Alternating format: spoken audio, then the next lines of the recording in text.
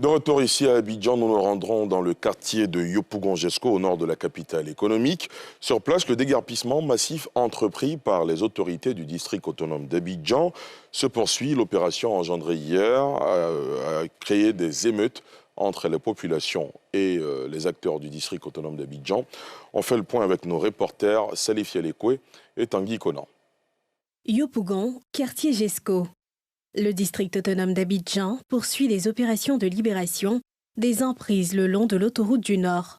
Depuis quelques semaines, les populations du quartier Pays-Bas vivent au rythme des déguerpissements. Ce matin, les opérations de déguerpissement ont tourné à l'affrontement selon plusieurs témoins. J'étais à l'école et puis les gars sont venus casser les écoles. On dit que pour nous, qu'ils vont laisser, que c'est après vacances, ils vont casser. Maintenant, ici, pas à la maison, à mon retour, maintenant, ils voient les caterpillars, ils sont à casser les écoles. Moi ici, tu dois venir fréquenter, ici en classe des trois, ici en classe des amis, je vais faire comment? On dit on ne veut pas. Ils ont commencé à lancer caca aussi nous. On fait comment? On est obligé de partir à la maison. Chargés de leurs affaires, des familles entières fuient l'arrivée des bulldozers.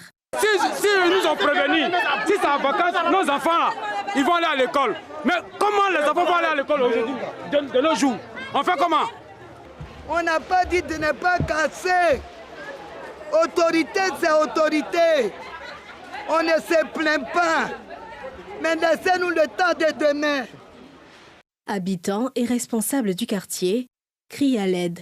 Oui, ils demandaient que de Pont-Ferraille jusqu'à la Jesco, c'est 50 mètres, et de Jesco jusqu'au 22, c'est 100 mètres. Et ce matin, étant au travail, en train de travailler, ma femme m'appelle que les machines sont là pour casser. J'ai appelé mes petits au quartier, ils me disent que c'est dans la cité, qu'ils ne vont pas arriver en bas. À 13h, ils m'appellent, il faut rentrer, ils vont tout casser. Et voilà ce qui se passe.